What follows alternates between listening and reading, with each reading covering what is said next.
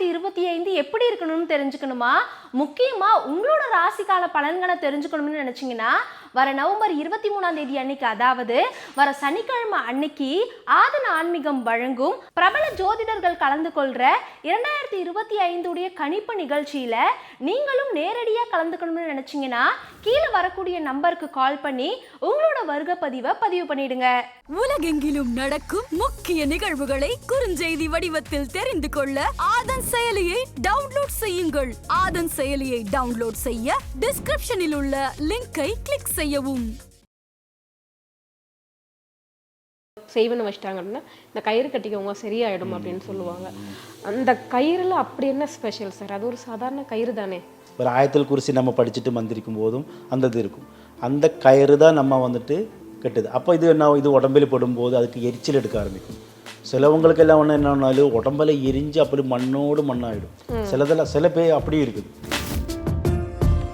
பொதுவாக ஒரு மாந்திரீகம் பண்ணும்போது எந்தெந்த மாதிரியான பொருட்கள்லாம் நீங்கள் யூஸ் பண்ணுவீங்க சார்? அதுக்கு நாங்கள் வந்துட்டு தகுடு மூலியமாக காட்டன் துணியில் வந்துட்டு எழுதி திரியாக்கிட்டு அதை செஞ்சு கொடுக்குற வேலைகள் இருக்கிறது.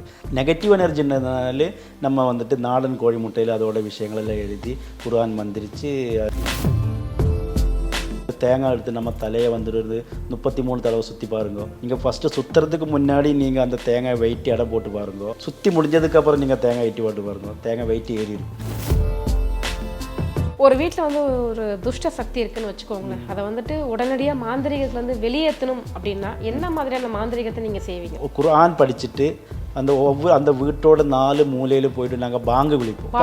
பாங்குன்னு இண்டிவிஜுவல் வீடுல எல்லாம் ப்ராப்ளங்கள் இருக்குன்னா நிறைய விஷயங்களுக்கு கிணறு ஒரு இதாக இருக்குது. எல்லாத்துலையும் சொல்கிறாங்க கிணறு மூடக்கூடாது, கிணறு மூடிட்டு அதில் மேலே வீடு வைக்கிறது வந்துட்டு ரொம்ப தப்புன்னு. ஏன்னா இந்த ஆழமான கிணறுக்குள்ளே அதே பாலைவனம், ஆறு, கடல் மத்திய அந்த இடத்துல இந்த மாதிரி தான் இடத்துல தான் ஜின்னுங்கள் வாழ்ந்துக்கிற இடமா இருக்குது.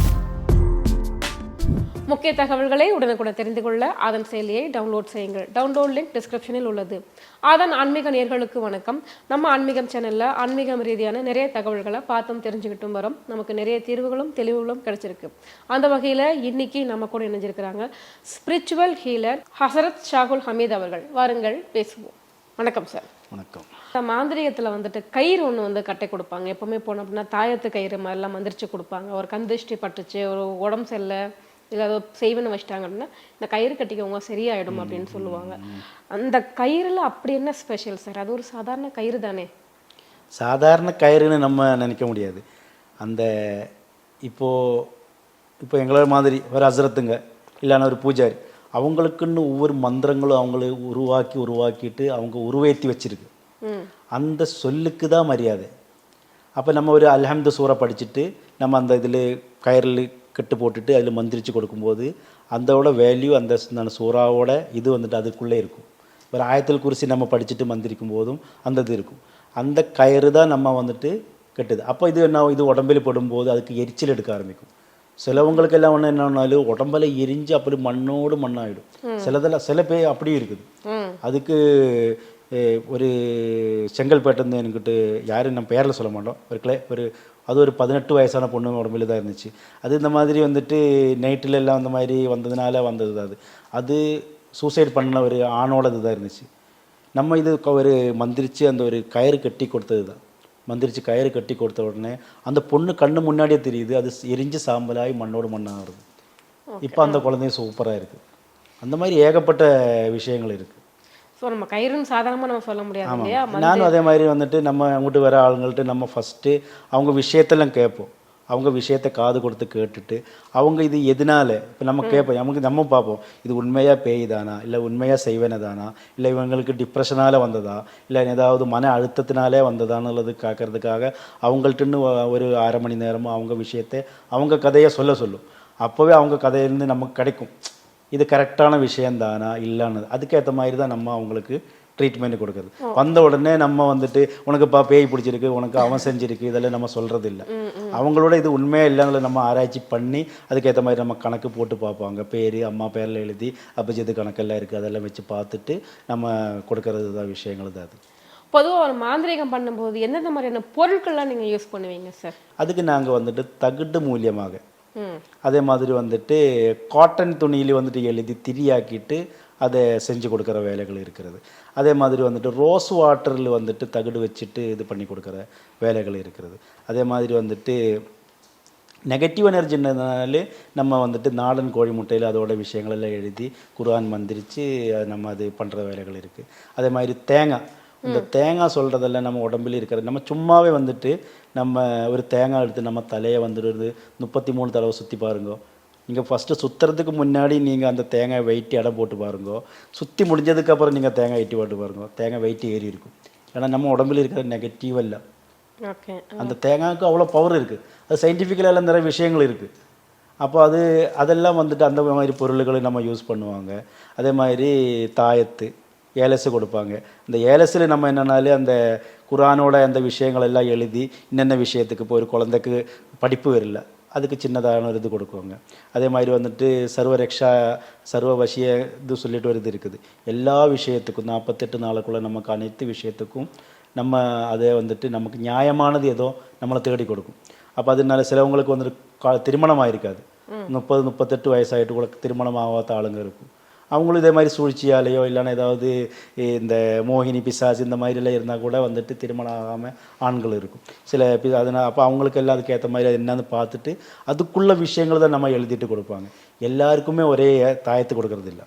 கண்டிப்பாக. அப்போ சிலவங்களுக்கு குழந்தை பாக்கியத்துக்காக இருக்கும் அந்த மாதிரி. இப்போ இல்லை நம்ம வீடியோ பார்த்துட்டு பெங்களூர்னு ஒரு ஃபேமிலி வந்துட்டு இன்னைக்கு இப்போ அவங்களுக்கு வந்துட்டு நல்ல ரிசல்ட்டு. அதெல்லாம் நிறைய விஷயங்கள். இதெல்லாம் நம்மளுடைய வந்துட்டு நம்ம கொடுக்குற பவரோ இதெல்லாம் கிடையாது. நம்ம குருநாதர்களோட ஆசைப்பட்டு நம்ம குருநாதர்களோட அவங்களெல்லாம் பெரிய சூஃபிகளாக இருக்கும், மகானாக இருக்கும். அவங்களெல்லாம் துவா செஞ்சுருக்கும். இவங்க எங்களோட சிஸ்டர்களுக்கெல்லாம் என்னென்னமோ நல்ல நன்மை நடக்கணுமோ அவங்களுக்கெல்லாம் நடக்க வேண்டுதல் பண்ணி அந்த துவாதா பறக்கத்தினால தான் நமக்கு இருக்கும். இல்லாமல் நமக்கு நல்ல பவர் இருந்ததுனால நம்ம எழுதி கொடுத்ததுனால வெற்றியானு நம்ம சொல்லல. அதே மாதிரி நம்ம ஒவ்வொரு தர்காவிலும் போய் ஒவ்வொரு இறை நேசர்களோடையும் போயிட்டு நம்ம அவங்கள்ட்ட வேண்டிட்டு உங்களோட வசந்தான பறக்கத்தினால எங்களுக்கு இந்த விஷயம் எல்லாம் விஷயங்களெல்லாம் வெற்றி ஆகணும், எங்களுக்கு இவ்வளோ பெரிய விஷயங்கள் எல்லாம் இருக்குது, அதில் சரி பண்ணி தரணும்னு நம்ம வந்துட்டு அல்லாஹ்கிட்ட நம்ம கேட்கும்போது அந்த துஆ பறக்கத்தினால கூட நடக்கலாம். சில டைம் சில ஆளுங்களுக்கெல்லாம் இருக்குது. நான் இப்போ பெருமைக்காகவோ இல்லை நான் வந்துட்டு ஒரு நல்ல ஒரு இஸ்லாமிக்கு ஒரு ஆளுதுனால நான் சொல்லலை. நான் நிறைய பேர் வந்துட்டு எங்கிட்ட சொல்லுவாங்க, பா இந்த மாதிரி பிரச்சனை இருக்குது, ஆனால் என்னால் ஒன்றும் முடியல, எங்கிட்ட ஒன்றும் பண்ண முடியல, உங்களுக்கு ஒரு தட்சிணை வைக்கிறது கூட என் கையில் காசு இல்லை. நானும் தட்சிணா சொல்லிட்டு இவ்வளோ கொடுன்னு நான் சொல்கிறது, தட்டு வச்சுருக்கோம், அந்த தட்டில் அவங்க விருப்பப்பட்டு கொடுக்கறது தான். அப்போ அவங்கள்ட்ட கொடுத்தரையில சொல்லுவேன். அப்போ நான் என்ன சொல்லுவேன், அவங்களுக்கு மந்திரிச்சிட்டு நீ போயிடுப்பா, உனக்கு போகிறதுக்குள்ளே உன் விஷயம் எல்லாம் வெற்றியாகும் அப்படின்னு சொல்லும். அவங்க என்ன ஆகுது, அவங்க நம்பிக்கையோட 100% நம்பிக்கையோடு போகிறாங்க.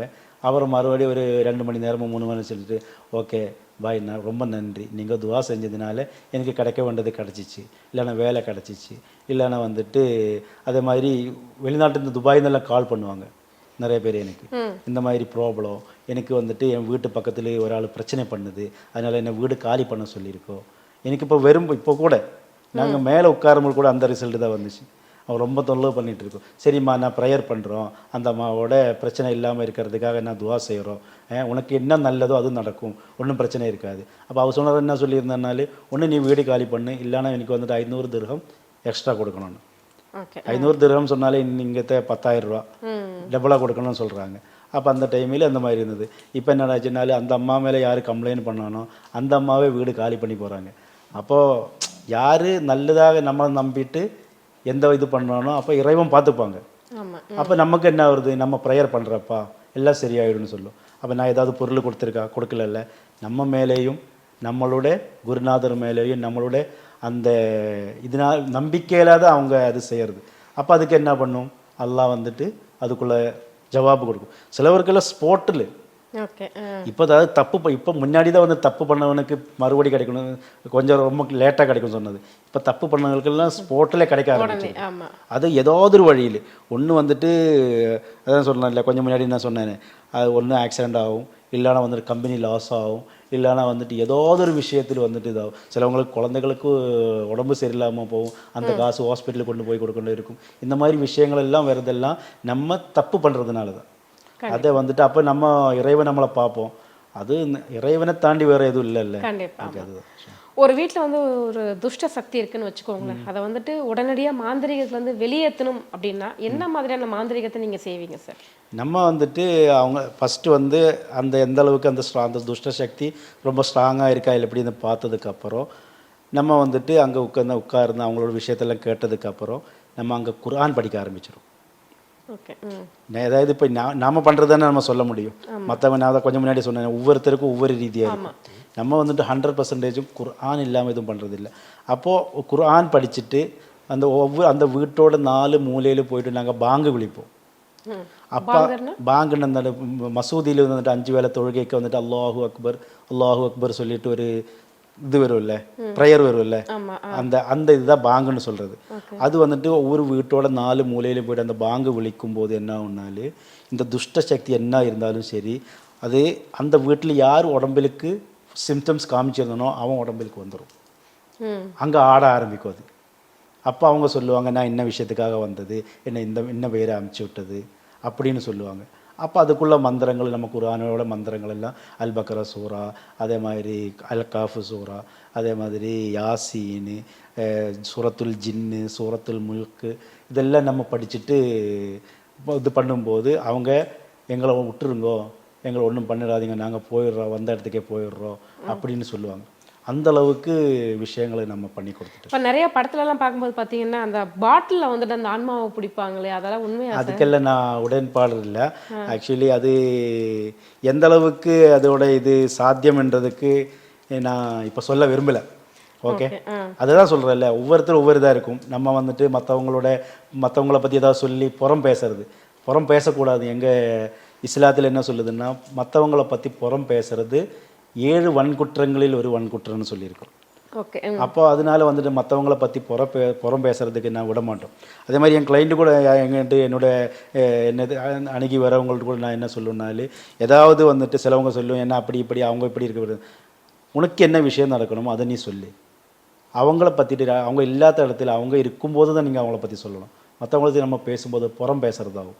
புறம் பேசணுன்னாலே எங்கள் இதில் என்ன சொல்லுதுன்னாலே, அந்த புறம் பேசனவும் உனக்கு மன்னிச்சு கொடுக்காம இறைவன் உனக்கு மன்னிக்க மாட்டோம். மன்னிப்பு இல்லாத இறைவன் மன்னிக்காதவனுக்கு சொர்க்கம் கிடைக்காது, அவனுக்கு தீன்மை நரகம் தானதான் அந்த இது. அதனால நம்ம எந்த அளவுக்கு நல்லா, அப்போ எல்லாருக்கும் நம்ம என்ன சொல்லணும்னாலே, வந்தவங்கள்ட்ட எல்லாம் நம்ம ஆளுங்கள்ட்ட என்ன சொல்லணும்னாலே, 5 வேளை தொழுகை பண்ணுங்கோ, செலவாத்து படிங்கோ, குர்ஆன் படிங்கோ, அப்பா அம்மாவை நல்லா மதிங்கோ. ஏன்னா வந்து ஒவ்வொருத்தருடையும் வெற்றிக்கு பின்னாடி அப்பா அம்மா இருக்கும். எங்கள் இதில் என்ன சொல்லணும்னாலே, அல் ஜன்னத்து தஹ்த அக்தாமில் உம்மஹாத், அம்மாவோட கால் பாதத்தின் கீழே தான் சொர்க்கமே இருக்குன்னு சொல்லுவோம். இப்போத்த பிள்ளைங்க மதிக்கிறாங்களா? அம்மாவே மதிக்கிறது இல்லை. நிறைய பேர் ஃபோன் பண்ணி சொல்கிறாங்க, என் பையன் என்ன அடிக்கிறாங்க, அப்படி பண்ணுறாங்க. இல்லை, அவருக்கெல்லாம் வந்துட்டு எந்த அம்மாவை அவன் கஷ்டப்படுத்தினானோ அவனெல்லாம் இந்த உலகத்தில் அதை அனுபவிக்காமலே அவன் மரணிக்காத அந்த அளவுக்கு. அதே மாதிரி அப்பா வந்துட்டு சொர்க்கத்தோட கதகுன்னு சொல்லியிருக்கு. அம்மாவை நம்ம எந்த அளவுக்கு நேசிக்கிறானோ அப்பாவையும் நம்ம நேசிக்கணும். நிறைய பேர் அப்பாவை மதிக்கிறதே இல்லை, அப்பாவுக்கான ஒரு இதே கொடுக்கறது இல்லை. ஒரு 10 வயசு வரைய கூட அப்பா கூட நிம்மதியாக சில பசங்க பேச மாட்டோம். 15 வருஷம் ஆச்சுன்னா, வயசாச்சுன்னா அப்பாவை எதிர்த்து பேசுறது, அதுக்கு அந்த மாதிரிலாம் நடக்கிறாங்க. அதுக்கு ஆமாம், கைக்கு வாங்க. அதுக்கு அவனுக்கு எப்போ வருத்தப்படணும்னா அவனர் அப்பா ஆகும்போது தான் அவனுக்கு அந்த வலியெல்லாம் வருவாங்க. அதுதான் நிறைய பேர் பேசியிருக்காங்க, நிறைய பெரிய பெரிய ஆளுங்கள் எல்லாம் பேசியிருக்காங்க. இருந்தாலும் அப்பாவுக்கு நம்ம அவ்வளோ மதிப்பு கொடுக்கணும்.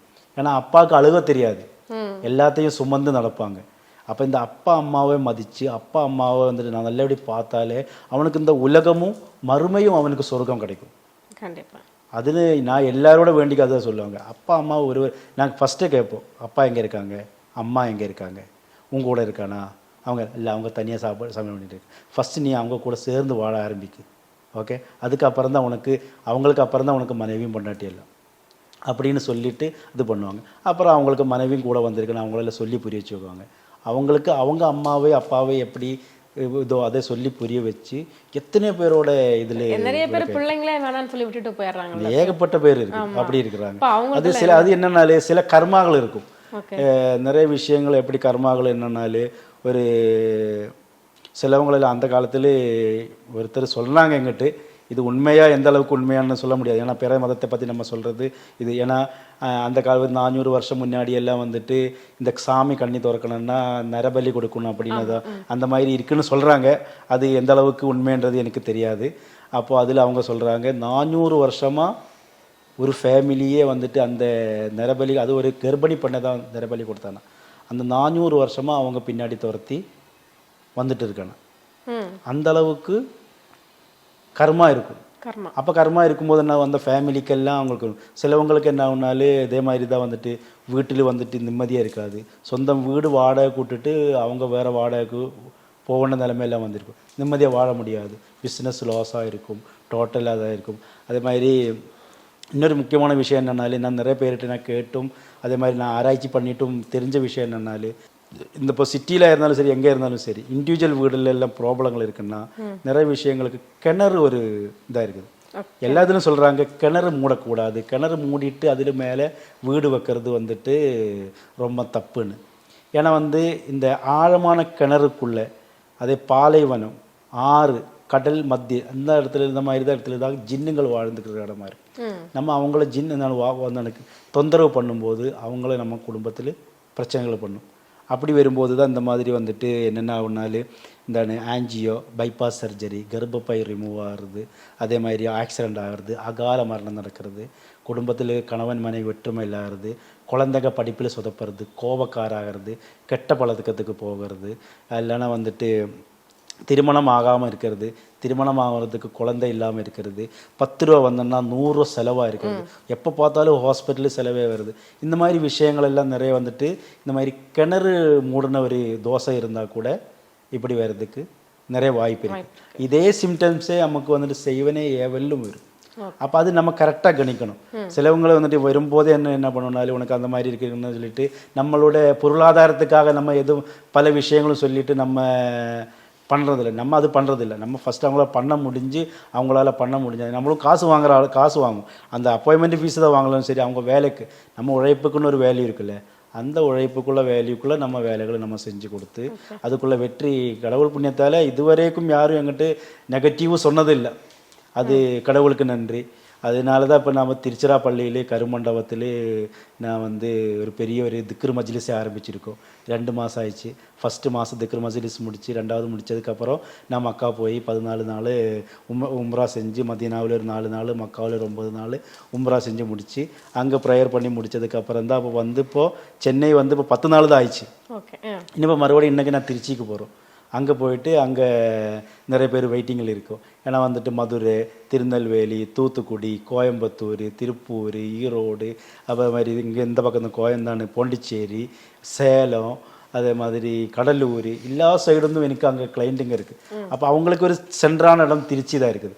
அப்போ வந்து போகிறதுக்கு ஏன்னா வந்து கோயம்புத்தூர்னு இங்கே சென்னைக்கு வரணும்னா அவங்களுக்கு வரதுக்கு ஒரு நாள், நம்ம வேலை முடிச்சு போகிறது அப்போ 2 நாள் வேஸ்ட் ஆகுது. அப்போ அந்த பயண செலவும் இருக்குது. அந்த திருச்சி வர்றதுக்கு அப்போ அந்த பயண செலவிலே அவங்களுக்கு விஷயங்கள் முடிச்சுட்டு போகலாம். அந்த மாதிரி விஷயத்துங்களுக்காக தான் நம்ம இது பண்ணிட்டு இருக்கோம். எவ்வளவு கோடி ரூபாய் கொடுத்தாலும் இந்த ஒரு வேலையை மட்டும் நான் செய்யவே மாட்டேன் அப்படின்னா அது எந்த வேலை சார்? கெடுதலான எந்த வேலையும் செய்ய மாட்டோம். அது கெடுதலானாலும் வந்துட்டு இப்போ ஒருத்தர் வந்து சொல்கிறாங்க எனக்கு பிஸ்னஸ் எதிரியாக இருக்குது, அவனை இல்லாமல் பண்ணணும், அவனை சாவடிக்கணும் அப்படிலாம் சொல்லி வருவாங்க. அவன் கை கால் உடையணும். ஓகே, நான் சொல்லுவேன் உனக்கு ஆமாம் அதுதான் பிளாஜிக் மேஜிக். அதில் வந்துட்டு என்ன சொல்லுவாங்க, உனக்கு அதாவது நீ கோடிக்கணக்குன்னு வச்சாலும் சரி, உன்னோட சொத்து ஃபுல்லாக கொடுத்தா கூட சரி, நான் அந்த விஷயம் செய்ய மாட்டோம். ஏன்னா வந்துட்டு அது நீ அந்த பாவம் நீ மட்டும் அனுபவிக்கல, செஞ்சவனு கூட அனுபவிக்கிறோம். எனக்கும் ஃபேமிலி இருக்குது, எனக்கும் பிள்ளைங்க இருக்குது, எனக்கும் அம்மா இருக்குது, என்னோட குடும்பம் இருக்குது, என்னோட அப்போ அவங்களோட ஃப்யூச்சருக்கும் அது பாதிப்பு வரும். அப்போ அதுக்காக நீ என்ன செஞ்சாலும் தர மாட்டோம். நல்லது செய்கிறதுக்கே நமக்கு டைம் பத்தலை. நல்லது செய்கிறதுக்கே டைம் பத்தாமல் இருக்கும்போது நம்ம ஏன் கெடுதல் செய்யணும்? நிறைய ஏகப்பட்ட பேர் வரும். அதில் வந்துட்டு இப்போ இப்போதைக்கு காலகட்டம் ரொம்ப இதாக இருக்குது. எப்படி இருந்தாலும் இந்த யூடியூப், இந்த ஜஸ்ட் ஸ்டைலு, இந்த கூகுளு ஆடு பார்த்துட்டு எல்லாம் நிறைய பேர் வந்துட்டு அனைத்து பேர் வந்துட்டு இந்த லவ் விஷயம் சொல்லி தான் வருது. இந்த நான் லவ் அஃபேராக இருக்குது, இல்லைன்னா நான் இப்படி அஃபேராக இருக்குது, இப்படி இருக்காரு நான் சொல்லும். அந்த விஷயத்தை நான் எடுக்கவே மாட்டோம். ஏன்னா அதில் எந்த அளவுக்கு உண்மை இருக்குன்னு சொல்ல முடியாது. ஏன்னா நம்ம ஏதாவது விஷயம் செய்யும்போது அதுக்கு வெற்றி கிடைக்கும் போது அது வந்துட்டு நம்மளும் அதுக்கு ஒரு உடந்தையாகிறதா இருக்குது. நிறைய பேரை நான் வந்துட்டு திட்டி விட்டுருக்கேன் அப்படின்னாலும் வந்துட்டு நான் உனக்கு என்ன புரோக்கர் வேலை பார்க்கலாம் உனக்குள்ள நான் கேட்டிருக்கேன். ஏன்னா அந்தளவுக்கு, ஏன்னா தப்பு இல்லை அது. எவ்வளோ பெரிய ஒரு லவ் பண்ணுறதா இருந்தாலும் சரி, அம்மா அப்பா எவ்வளோ கனவோடு வாழ்ந்துட்டு இருக்கும் பிள்ளைகளை வச்சுட்டு அவங்க இந்த மாதிரி ஆகிறது. அதெல்லாம் வந்துட்டு கணவன் மனைவிக்குள்ளே பிரச்சனை இந்த மாதிரி வந்துட்டு கணவன் இருக்கும்போதே வேறு ஒருத்தனை கூட பிரச்சனை வான்னு சொல்லிட்டு வேறவங்களெல்லாம் நிறைய பேர் இருக்குது. அவங்களெல்லாம் நம்ம வந்து கிட்டே சேர்க்கறது இல்லை. அந்த மாதிரி ஏதாவது எவனாவது நம்மளை டெஸ்ட் பண்ணுறதுக்கு வரதா இருந்தால் கூட நமக்கு தெரியும், நம்ம உடனே அவங்கள சொல்லி அமுச்சு விட்டுடும். அதனால தான் எங்கள் கேள்விகளுக்கு ரொம்ப சிறப்பான பதில் சொன்னீங்க சார். நன்றி. ஓகே, மிக்க நன்றி.